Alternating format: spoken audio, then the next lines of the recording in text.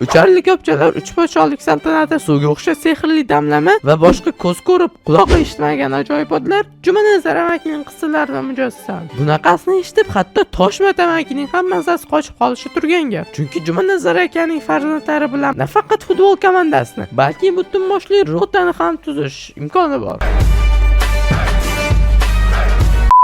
Jumanazar akaning gaplari shu darajada keng qamrab oldiki, hatto orbitada uchayotgan fazogirlar ham kosmosda mahalla komitetini ko'rishga muvaffaq bo'lishgan. Jumanazar ota aldamabdi. Mahalla komitetini ko'ryapman.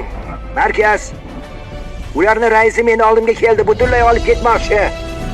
Jumanazar aka butun dunyoda tanilib ketishni boshlaganda, hatto uni oltin kalit loyihasiga maxsus ekspert sifatida taklif qilishgan. Jumanazar aka nima bor shuning ichida? 8 metrlik kompyuterning kichkinasi bo'lsa kerak. Nima? Notebook!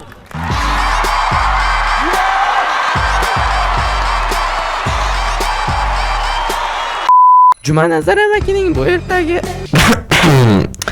yo'q, o'zim.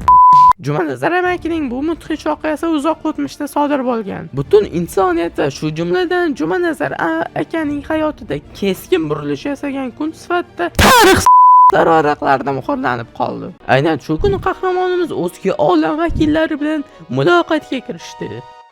O'sha tarilka degan narsa yo'lda bo'yiga to'xtab, uni ichidan bir ayol kishi ko'rindi. O'sha ayol kishi keyin menga qarab deb qo'lini cho'ztayib, oyog'im ham ishlab ketdi. Shunda kelgindalar Jumanazar akani o'zlari bilan olib ketishmoqchi bo'lishdi. Lekin Jumanazar oilaridan emas, qilib kelganlar o'z vatanlariga boshlarini egishgancha qaytib ketishdi.